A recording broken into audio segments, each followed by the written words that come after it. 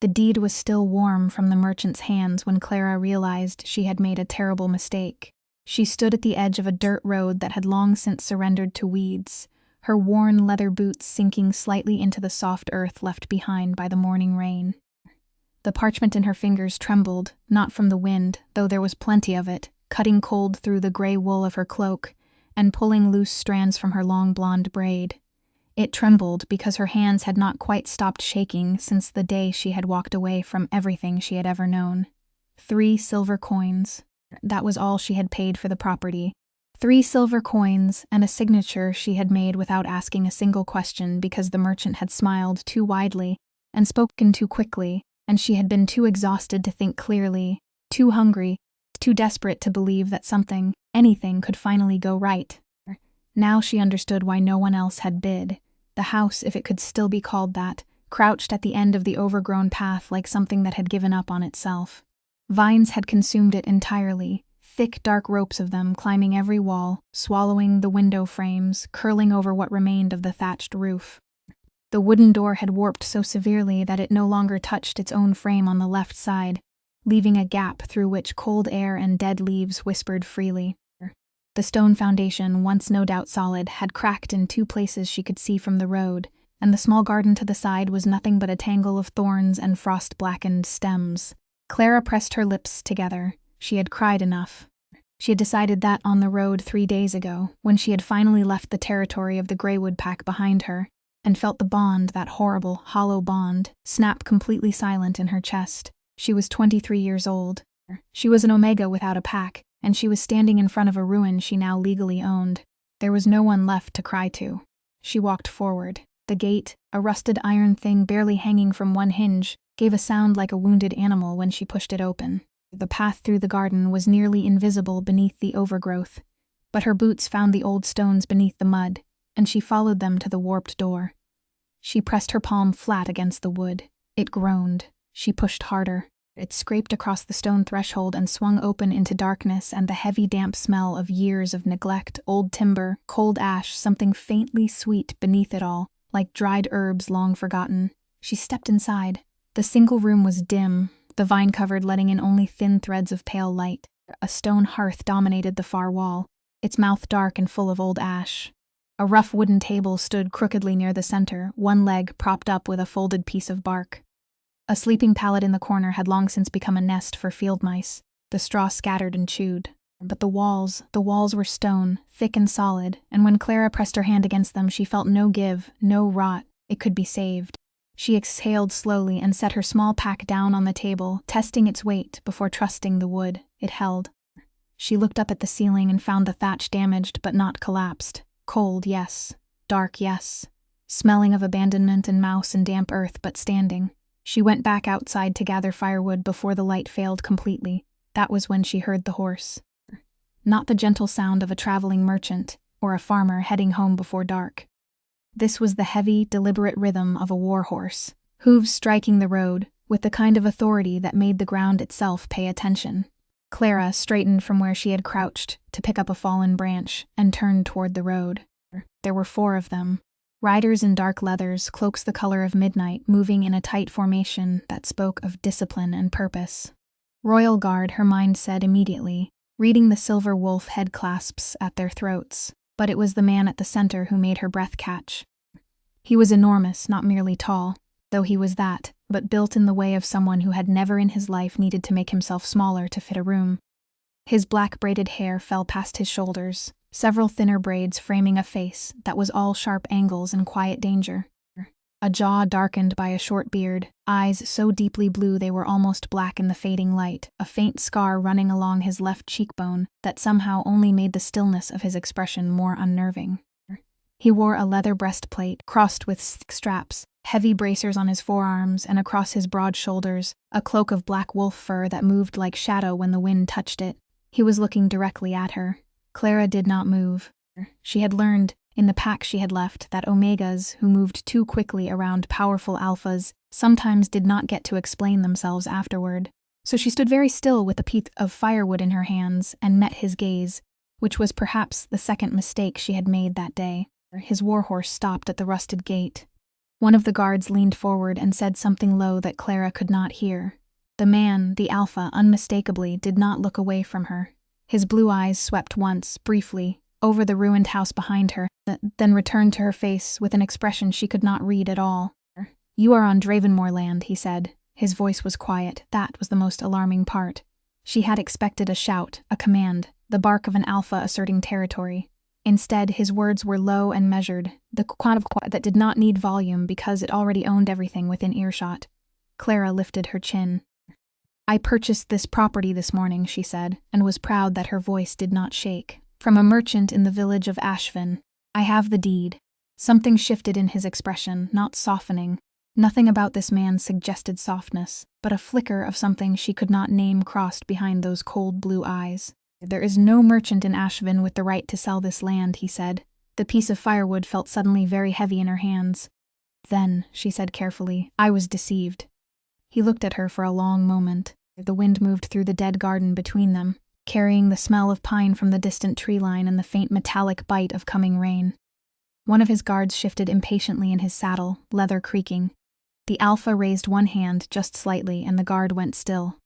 "What is your name?" he asked. "Clara," she said. Of no pack, another silence. Longer this time, Godclear's throat. Then he did something none of his guards seemed to expect. He dismounted. Slowly, deliberately, he swung down from the great warhorse and stood on the other side of that broken iron gate, 6 feet of leather and wolf fur and controlled power. And he looked at her across the rust and the weeds with an expression that had changed into something almost unreadable. Not anger, not dismissal, but something careful, like a man reassessing a calculation he had already made. "Come out of the cold," he said. "You will tell me how you came to be here." It was not an invitation, but it was not quite a command either. Clara set down the firewood and walked toward the gate because she was 23 years old, rejected and alone, and she had run out of better options 3 days ago, on a road that had led her here, to a ruin full of vines and the impossible gaze of an Alpha king who had just spoken to her, as though her answer actually mattered to him. She did not yet know that what was hidden beneath those vines would change everything. She did not yet know that he already did. His camp was not what Clara had expected. She had imagined, in the brief walk from the ruined gate to the road, something cold and military, rows of identical tents, guards standing rigid as iron posts, the atmosphere of a march rather than a resting place. What she found instead, tucked into the tree line perhaps a quarter mile from her crumbling property, was something more like a war council mid-breath. 3 large tents of dark oiled canvas stood in a half-circle around a central fire, the flames burning low and steady despite the wind. Horses were tied to a rope line between the pines, their breath rising in pale clouds in the cooling air. 2 guards stood at the perimeter, and a third, a broad-shouldered beta woman with close-cropped dark hair and sharp black eyes, stood near the largest tent with her arms crossed and an expression that said she had opinions about everything and shared them with no one. That woman's gaze found Clara immediately and did not move. Draven walked ahead, without looking back, which somehow felt less like arrogance and more like certainty. The certainty of a man who knew she would follow because there was nowhere else reasonable to go. He pushed open the flap of the largest tent and held it, waiting. Clara stepped inside. A long map table dominated the center, covered in parchment sheets weighted down with river stones and a dagger-driven point first into the wood at one corner. Iron candle holders stood at each end, the candles already burning against the failing daylight outside. The smell of resin and candle wax and old leather filled the enclosed space, warmer than the air outside, but only barely. Draven moved to the far side of the table and stood with his hands braced against its edge, looking down at the maps for a moment before looking back up at her. "Sit," he said, nodding toward a camp stool near the tent wall. Clara sat. She kept her back straight, her hands folded in her lap, her face composed, the posture she had learned young, the way an Omega learned to take up as little space as possible and still appear unafraid. Old habit. She was trying to unlearn it. "Describe the merchant," he said. Heavy-set, gray hair at the temples. He wore a blue wool tunic with brass buttons and smelled of pipe smoke and river mud. She paused. "He told me the property had been abandoned for 30 years and that the deed was clear." Draven's jaw tightened almost imperceptibly. He reached across the table and pulled one of the parchment sheets toward him, turning it so she could see it from her side. It was a territorial map. She recognized the shape of the river valley, The village marks, the forest boundaries. His finger came down on a small parcel near the eastern edge of a larger marked region. Raven Moor, he said. My family's land. This specific holding has been under royal seal since my father's time. It cannot be sold, not legally, not by anyone. His blue eyes lifted to hers. The man who sold it to you was running a swindle. He has done it before. Clara absorbed this. And the others he swindled? She asked. Left when they were told to. He said it without particular emotion, but Clear's throat, his gaze stayed on her face watching. She understood the unspoken question. I have nowhere to go, she said quietly. Not as a plea. She was done with pleading, simply as a fact offered plainly the way she might report weather. Something in his stillness shifted. He straightened from the table slowly, and for a moment she thought he was going to dismiss her, send her back to the road with an escort and the 3 silver coins she no longer had. Instead, he turned and opened the tent flap. Sarah, he said. The beta woman appeared immediately as though she had been standing directly on the other side of the canvas. Up close, her face was harder than Clara had first thought. Not cruel, but built from years of being the person who handled things no one else wanted to handle. There were faint ink stains on her right fingers and a long-healed scar along her left jawline. Find her something to eat, Draven said. And a blanket. She sleeps in the supply tent tonight. He glanced back at Clara once briefly. We will speak more in the morning. Then he turned back to his maps, and Clara understood she had been dismissed but fed and sheltered, which was more than she had been given in 3 days. Sarah studied her with those sharp black eyes for a moment, then made a short sound that was not quite a word, and jerked her head toward the tent exit. Clara followed. Outside, the fire had grown, and 2 of the other guards were crouched near it, eating from wooden bowls. Sarah went to a covered iron pot hanging above the coals and ladled out a portion of something that steamed richly, a thick stew of root vegetables and salted meat, the smell of it hitting Clara's empty stomach like a physical blow. She took the bowl with both hands and sat on a log near the fire's edge, and she ate without speaking, and she did not cry, though the warmth of the food and the fire, and the simple fact of being given something without being asked to give something in return, made the back of her throat ache with the effort of not doing so. Sarah sat across the fire from her, not eating, just watching. You're an Omega, Sarah said. Not a question. Yes, Clara said, rejected. Clara looked up from the bowl. The beta's expression was not unkind exactly, more clinical.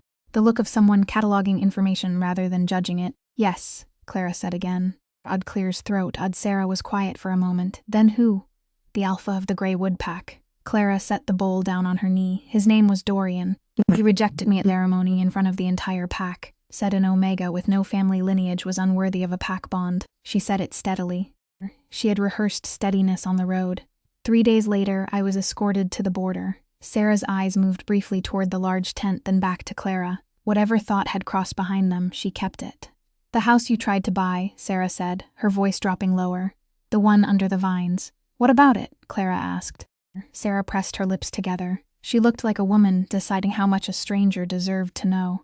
In the end, she said only, ask him in the morning. She stood, picking up a folded wool blanket from beside the supply tent and holding it out. Sleep. You look like you've been walking for a week. 3, Clara said, taking the blanket. Same thing. Sarah turned away and the conversation was over.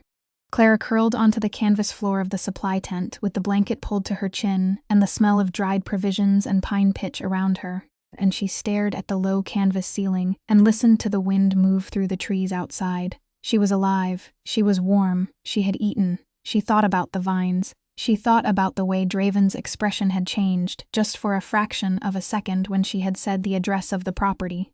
Not surprise. Something older than surprise. Something that looked, from a distance, like recognition, like grief. She closed her eyes and told herself it was none of her concern. She was a rejected Omega with 3 missing silver coins and no pack and no plan. She could not afford to be curious about an Alpha King's grief. But sleep, when it came, brought her dreams of stone walls beneath thick vines, and somewhere beneath them, something carved that she could not quite see. Letters in a slang she almost just knew, worn smooth by years of weather and silence and waiting. She woke before dawn with the feeling that the ruin had been trying to tell her something, and that Draven already knew what it was. Morning came gray and cold, the kind of gray that pressed down on the treetops and turned the pine forest into a wall of shadow. Clara woke to the sound of boots on frozen ground and the distant ring of steel. 2 of the guards sparring near the horse line. their breath rising in short white bursts as their blades caught what little light the clouds allowed. She folded the blanket carefully and set it on the supply chest where she had found it. Old habit again, leaving things better than she had found them. The instinct of someone who had spent years trying not to be a burden. She stepped out of the supply tent and found the camp already moving with quiet purpose.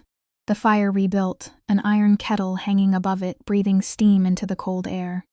Sarah was at the map table outside the large tent, parchment spread before her, a stick of charcoal in her ink-stained fingers. She did not look up when Clara approached, but she said, "Porridge, iron pot, don't wait to be invited." Clara served herself and stood near the fire eating in silence, watching the camp without appearing to watch it. She had learned that skill young, the art of observing without being seen to observe, of understanding a place by reading its smallest movements. The guards moved with disciplined ease, no wasted motion, no noise beyond what was necessary. They communicated with glances and small gestures more than words. Whatever pack these people belonged to, it was old and tightly bound. Draven emerged from his tent when the porridge was still warm in her bowl. He had clearly been awake for some time. The maps under his arm were already marked with fresh ink, and there was a tension in the set of his jaw that had not been there the night before. Something that had grown in the hours of darkness, fed by thoughts she had no access to. He wore the same leather armor, rebuckled with precision. His black braids pushed back from his face and tied. The wolf fur cloak settled across his shoulders against the morning cold. He looked at her once, directly, the way he seemed to do everything, without hesitation, without pretense. "Walk with me," he said. It was not, again, quite a command, but his boots were already moving toward the tree line, and Clara set down her bowl and followed. They walked in silence for several minutes, moving along a narrow path through the pines that gradually descended toward the river valley below. The ground was soft with fallen needles and yesterday's rain, muffling their footsteps. The smell of cold earth and pine resin was thick and clean. Somewhere above the clouds, a pale sun was attempting to exist. Then the trees thinned, and Clara saw the house again. From this angle, approaching from the eastern slope rather than the road, it looked different, larger than she had first understood. What she had taken for a simple abandoned cottage was, she now saw, the remnant of something considerably more substantial. The vines had disguised the true size of the structure. She could see now the outline of a second room extending behind the first, still roofed, and beyond that, the collapsed suggestion of what might once have been a small courtyard, its stone walls still standing to shoulder height on three sides.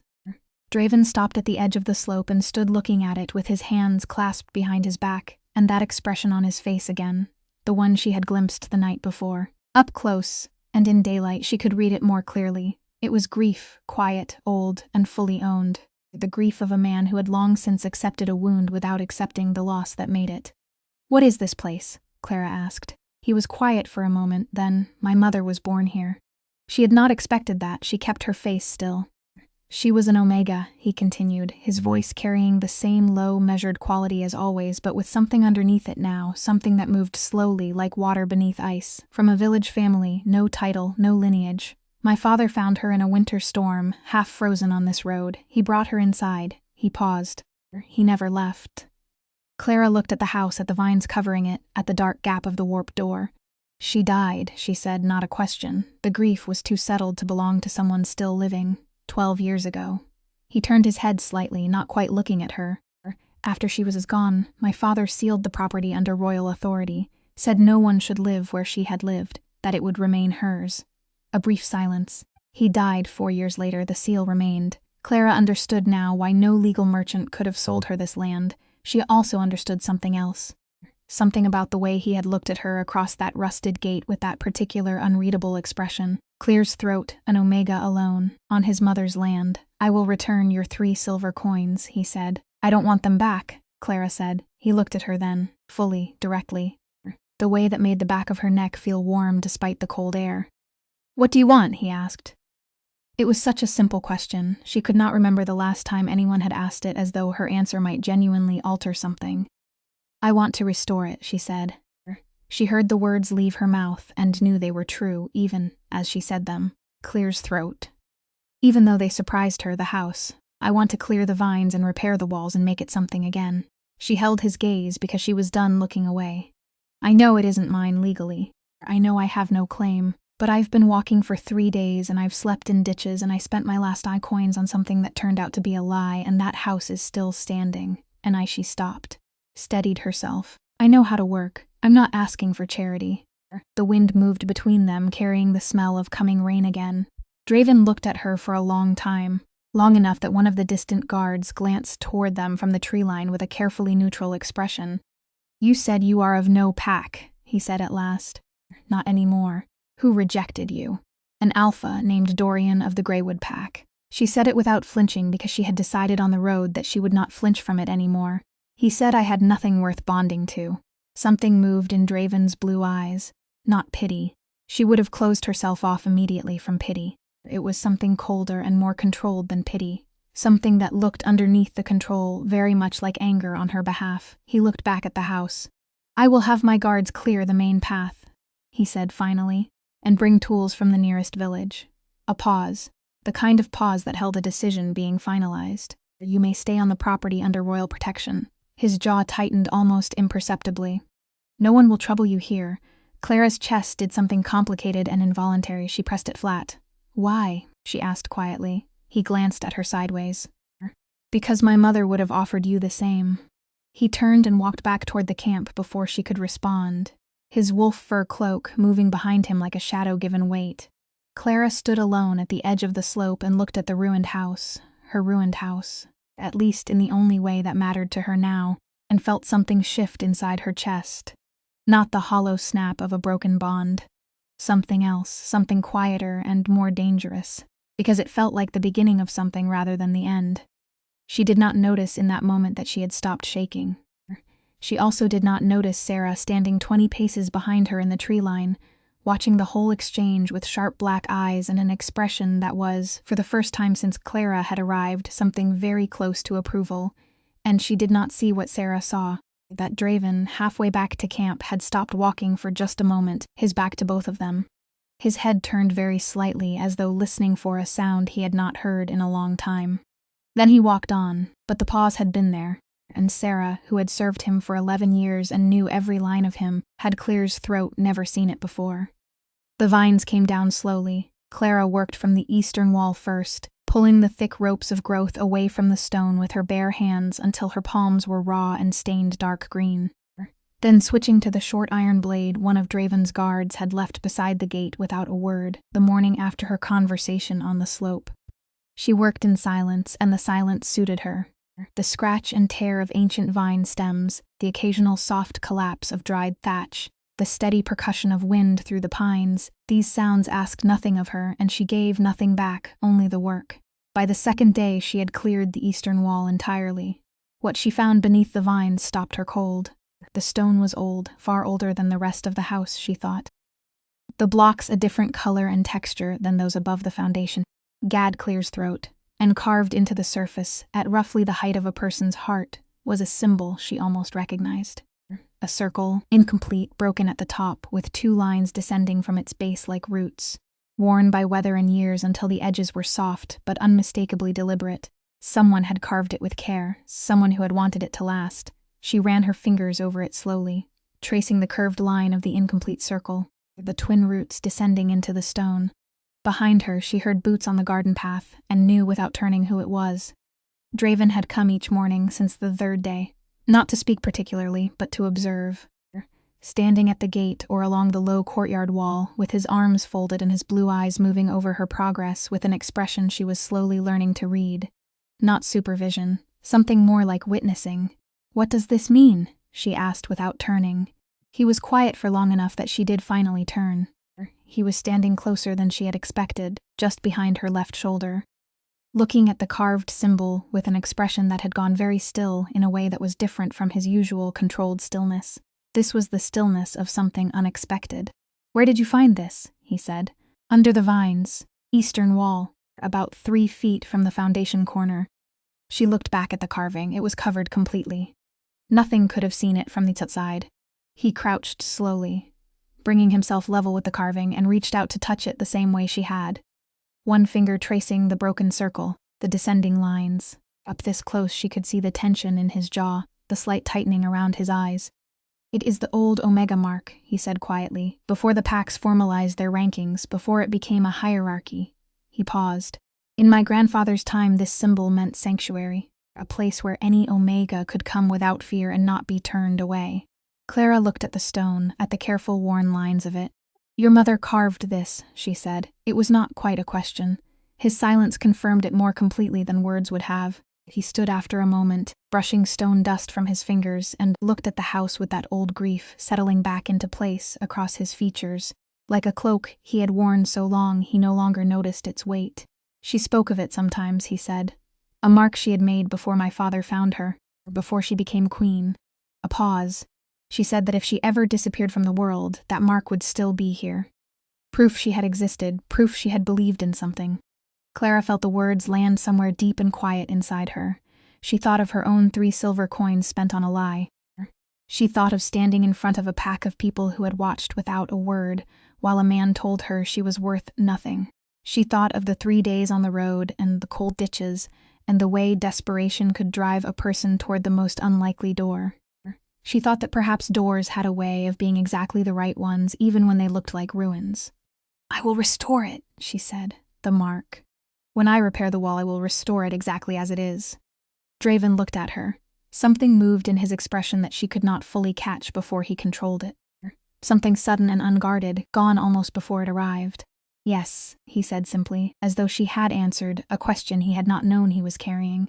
It was Sarah who told her about the merchant. 4 days into Clara's work on the house, the beta appeared at the garden gate in the late afternoon, with 2 clay cups of heated cider and the expression of a woman who had decided something. She handed 1 cup to Clara without preamble and leaned against the gatepost and looked at the cleared eastern wall with its newly visible stone. His name is Aldrich, Sarah said, the merchant who sold you the deed. Clara wrapped both hands around the warm cup. You found him? He was found. Sarah's voice was flat. He has done this before, selling sealed royal properties to travelers passing through Ashvin. People with no local knowledge, no packed connections, no one to tell them the land was untouchable. She glanced at Clara sideways. People who wouldn't be missed if they were chased off. The cider was sweet and warm with cloves and dried apple, and Clara drank it slowly, processing. What will happen to him, she asked. He is being brought before the royal steward at Dravenmore Keep. Sarah said it without visible satisfaction, which somehow made it more final. Draven sent riders the morning after you arrived. Clara looked into her cup. He did that the next morning, before breakfast? Sarah said. The gate post creaked softly in the wind. From the pine forest came the distant sound of the sparring guards, steel on steel in the cold afternoon air. Clara thought about a man who had sentenced a swindler to justice before he had finished deciding whether to let her stay. Sarah, she said carefully. What is he like, as a king? Sorrel was quiet for a moment, turning her own cup in her ink-stained hands. Precise, she said at last. He sees everything, decides quickly, and rarely changes his mind once it is made. A pause. He has not changed his mind about you. What do you mean? Sorrel looked at her with those sharp black eyes that catalogued everything and revealed only what they chose to. I mean that an Omega arrived on his mother's land with a fraudulent deed and 3 missing silver coins. And instead of sending her back to the road, he ordered tools from the village, had the path cleared, and has come to this gate every morning for 4 days. She pushed off the gatepost. Draw your own conclusions. She collected Clara's empty cup without being asked and walked back toward the camp, leaving Clara standing in the cold garden with the taste of cloves on her tongue and a warmth in her chest that had nothing to do with the cider. She found the 2nd carving on the 5th day. It was inside the house this time, on the interior face of the fireplace, hidden behind a loose stone she had been meaning to replace. When she pried the stone free, a folded piece of oilskin fell from the gap behind it. Old and darkened but intact, still sealed against the years by whatever careful hands had placed it there. Her own hands were trembling again as she unfolded it. It was a letter, written in a clean, careful hand, the hand of someone educated, precise, deeply feeling. The ink had faded to brown but remained entirely legible. It began without a name and ended without a signature, because it had not been written for a stranger to find. It had been written for one specific person. God clears throat if you have found this. Then the house is still standing, and that means something survived. I do not know who you are or how you came to be here, but I know you are here because you needed to be. I know this because I was the same. I arrived at this door with nothing, and the door opened anyway. Take care of the mark on the eastern wall. It is older than both of us. It says, "You are safe here." I believed it once. I believe it still. Whatever drove you to this door, let it be the last thing that breaks you. From here, you build. Clara sat on the cold stone floor of the old house, with the letter in her hands and the empty hearth before her, and the gray winter light coming through the cleared window frames, and she did not manage, this time, to hold back the tears. She did not hear the soft sound of boots stopping at the threshold. She did not hear Draven's quiet breath or see the way his hand rose to the doorframe and rested there, not entering, only present, watching a woman he had known for 5 days cry over a letter his mother had written 20 years ago, for exactly this moment. He did not speak. He did not leave. He simply stayed. He stayed until her breathing steadied. Clara became aware of his presence gradually, the particular quality of stillness that belonged only to him, the faint smell of leather and pine resin and cold air that preceded him like a quiet announcement. She did not startle. She folded the letter carefully along its original creases and held it against her chest and looked at the empty hearth until she was certain her voice would Claire's throat hold. "She wrote it for whoever came next," Clara said. "Yes," Draven said from the threshold. His voice was low and careful, the way a person speaks near something fragile without acknowledging its fragility directly. She knew someone would come. She believed someone would. He paused. There is a difference for people like her. She did not deal in certainty. She dealt in faith. Clara turned to look at him. He was standing exactly where she had imagined, one hand resting on the old doorframe, not entering, his blue eyes on her face with that expression she had spent 5 days learning and still could not entirely name. The gray light through the window fell across the scar on his cheekbone, and the dark braids framing his jaw and the wolf fur cloak heavy on his shoulders. And he looked in that moment less like a king than like a man standing at the edge of something he was not certain he was permitted to enter. She held the letter out toward him. He crossed the threshold, then finally, his boots quiet on the stone floor, and he took the letter from her hands with a carefulness that made her throat tighten. He did not read it. He simply held it, looking down at the faded brown ink, at his mother's careful handwriting preserved in oilskin for 2 decades, waiting for exactly this. His jaw moved once. He controlled whatever rose behind it, with the practiced ease of a man who had long ago built strong walls around the places where he was softest. She was right, Clara said quietly, about the door. He looked up from the letter. "It was the last thing that broke me," she said. "Standing on that road with a fraudulent deed and nowhere left to go, that was the bottom of it." She held his gaze steadily, and then the door opened anyway. Something shifted in his expression, not the sudden unguarded flicker she had caught before, but something slower and deeper like a tide turning. He folded the letter along its creases, the same way she had, and held it back out to her. "Keep it," he said. "It belongs to you," she said. "She was your mother. She wrote it for you." His voice was very quiet. She wrote it for whoever needed it most. That was always how she thought. He pressed the letter into her hands gently, and his fingers were warm against her cold ones for just a moment before he stepped back. "Keep it." Clara closed her fingers around the oilskin. The news arrived the following morning, and it was not good. Sarah brought it herself, appearing at the garden gate before Clara had finished clearing the frost from the courtyard stones. Her expression set in hard, closed lines that Clara had come to recognize as the beta version of controlled alarm. "Aldrich talked," Sarah said. "The merchant." Before the steward, he gave names. He was not working alone. Clara set down her iron scraper. Who was he working with? A man named Cresswell, a minor noble from the Eastern Territories who has been quietly acquiring sealed properties through fraud for 3 years. Sarah's black eyes were sharp and steady. He has filed a formal claim with the regional council asserting that Dravenmoor's eastern holdings, including this land, were improperly sealed after the late Queen's death. He is arguing the seal has no legal standing. Clara understood immediately. He wants the land. He wants all of it.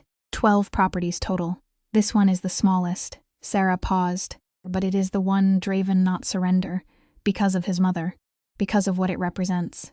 Sarah's voice dropped slightly. Cresswell knows that. He is using it deliberately, filing the claim publicly, forcing Draven to defend the seal before the regional council, or appear to abandon his mother's legacy. Either way, Draven is pulled into a political dispute that costs him time, attention, and goodwill he needs elsewhere. Clara looked at the eastern wall, at the cleared stone, the restored lines of the old Omega mark. She had spent 2 evenings carefully retracing it with a fine chisel, following each worn groove back to its original depth. When does the council convene? She asked. 6 days. And what does Draven need to prove his mother's seal was valid?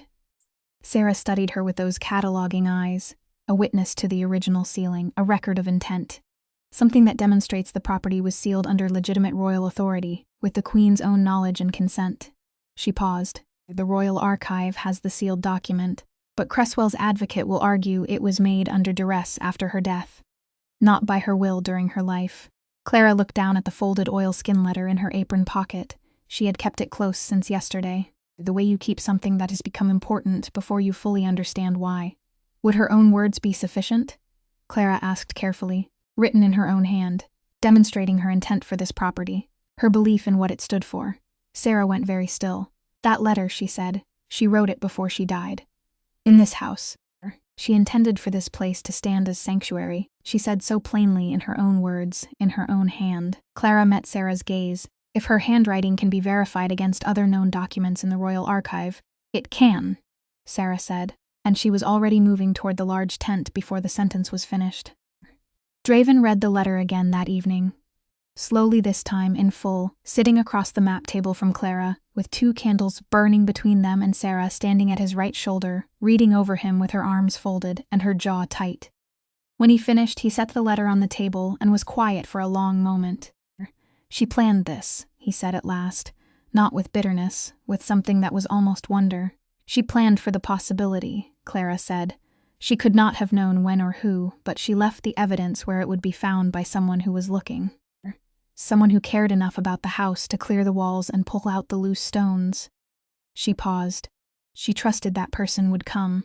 Draven looked at her across the candlelight. The flames caught the blue of his eyes and held there, and in the warm, unsteady light, he looked younger than his authority suggested. Not diminished, but present in a way that power sometimes prevented. You came here with nothing, he said quietly, and you gave me back something I did not know I had lost. Your mother gave it back, Clara said. I only found it. Clara. He said her name like it had weight, like he had been considering the weight of it for some time. When this is resolved and Cresswell has answered and the council is satisfied, I would ask something of you. She waited. She's stay, he said, not under royal protection, as a charity, not as a guest. He held her gaze without flinching. Restore the house, make it what she intended it to be, a sanctuary for those who arrive at broken gates with nowhere left to go. A pause, careful and deliberate, and let me come to this gate. Not as a king checking on royal property, his voice dropped low and certain, as a man who would very much like the chance to know you. The candles flickered between them in the draft from the tent wall. Clara thought of Dorian's voice in front of the pack. Worth nothing, no lineage, no place here. She thought of 3 days on a cold road and a fraudulent deed and a rusted gate and a house drowned in vines. She thought of an incomplete circle carved into stone by a woman who had arrived at her own broken door with nothing and had chosen anyway to believe. Yes, she said. Cresswell's claim collapsed before the regional council in less than 1 session. The letter was verified against 3 known documents bearing the late Queen's signature in the Royal Archive. Her handwriting was unmistakable, distinctive, precise, deeply personal. The council's senior arbiter read her words aloud in the chamber, and the room was very quiet afterward. The way rooms become when something true has been spoken in a place accustomed to cleverness. Cresswell's advocate offered 2 more arguments and abandoned both when Draven presented the archive records alongside a full accounting of the fraudulent deeds Aldrich had sold over 3 years, each one traceable through witnesses and ink records, back to Cresswell's own seal. The minor noble from the Eastern Territories was stripped of his titles before the session ended. He left the council chamber a smaller man than he had entered it, and he did not look back. Aldrich was sentenced to 5 years of labor service under the royal steward's authority, restitution to every person he had defrauded, and permanent prohibition from any merchant activity in the 7 territories. He accepted the sentence without protest, which Sarah said meant he had expected worse. The Eastern holdings remained under royal seal, every one of them. The house was finished by the first breath of spring. Clara had spent the winter months working steadily, repairing the thatch roof with bundles of fresh reed, remortaring the cracked foundation stones with a mixture she learned from the village mason, replacing the warped door with solid oak fitted precisely to its frame, clearing the courtyard and planting the small garden with herbs she knew from memory. rosemary, lavender, winter thyme, the flat-leafed variety of sage that grew best in rocky soil. The eastern wall stood clean and whole, and at heart height the omega mark was fully restored, each line retraced to its original depth. The broken circle and its descending roots as deliberate and clear as the day the queen had carved them. Draven came to the gate often, sometimes to help. He was surprisingly capable with stonework, which Sarah explained by saying simply that his mother had insisted all her children learn to build things as well as command them. Sometimes only to talk, leaning on the gatepost in the early evening, with the smell of wood smoke rising from Clara's newly functional hearth, speaking of small things and large ones without distinction, the way people speak when they are becoming genuinely known to each other. Sarah came too, most mornings, with the particular energy of a woman who had adopted a project she would not officially acknowledge. She brought Clara books from the Keep's library, histories of the old Omega traditions, herbalist manuscripts, records of the sanctuary houses that had existed before the pack hierarchy had formalized and reduced everything. She sat at the newly leveled table and read alongside Clara in companionable silence, occasionally reading a passage aloud, with the flat affect of someone pretending they were not moved by it. She was always moved by it. In the late days of winter, before the thaw, 3 travelers arrived at the gate within the same fortnight. An Omega girl of 22, fleeing a forced pack assignment, a widowed beta woman with a young child and nowhere to shelter, and an elderly Gamma man who had been displaced when his village was absorbed into a neighboring territory. Clara took them all in. She fed them from her stores, gave them the second room she had restored, let them stay until they had rested and planned, and found their footing again. When Draven saw the lamp burning in the second room one evening and asked about it, she told him simply, "Your mother was right. The door should open." He was quiet for a moment, looking at the lamplight through the repaired window. Then he said, "I will send provisions from the keep, whatever the sanctuary needs. You don't have to." "I know," he said, and his eyes came to hers across the early spring airs, warm and certain and carrying everything he did not yet say aloud, but that had been building steadily since the first morning on the slope, when he had looked at a woman standing her ground in a dead garden and felt something old and quiet shift inside him. "I want to." On the morning of the spring equinox, Draven arrived at the gate not in his wolf fur cloak and leather armor, but in a simpler dark tunic, his braids loose and pushed back, a small bundle of dried lavender in his hand that he had clearly picked himself from somewhere along the road and was holding with slightly less than his usual composure. Clara was in the garden pressing rosemary seedlings into the turned earth, and she looked up at him and understood immediately from the particular of his stillness. Not the controlled stillness of authority, but the stillness of a man standing at the edge of something important, that this was not a usual morning visit. She stood and brushed the earth from her hands. He opened the gate and came to her, and he held out the lavender, and she took it, and the smell of it rose between them in the cool spring air, clean and sweet and full of the particular promise that belongs only to the season when things begin again. "I have something to ask you," he said, "and I want to ask it here." "Here," she said, softly understanding, "on his mother's land, at the gate that had opened for an Omega arriving with nothing, beneath the spring sky with the restored house behind her, and the Omega mark visible on the clean eastern wall and the small garden coming back to life in the turned earth at their feet." He reached into the fold of his tunic and produced a ring. Simple, old, unmistakably personal. A band of dark iron set with a single stone the color of deep water threaded on a worn leather cord that spoke of long keeping. "This was hers," he said. "She told my father once that she wanted it to go to someone who came through a hard door and chose to stay anyway." His blue eyes held hers steady and warm, and entirely without the armor he wore everywhere else. "I cannot think of anyone it belongs to more." Clara looked at the ring, at the man holding it, at the house behind her, repaired, lit, open, alive in ways that a ruin drowning in vines could never have predicted. She thought of the letter. "From here you build." She held out her hand. He placed the ring in her palm, and then his hand closed over hers, warm and certain, and they stood together in the spring garden of a house that had been waiting 20 years for exactly this. For an Omega to arrive at a broken gate with nothing left to lose and everything still possible, and for a king who had been grieving in silence to finally let something grow again in the space where grief had lived.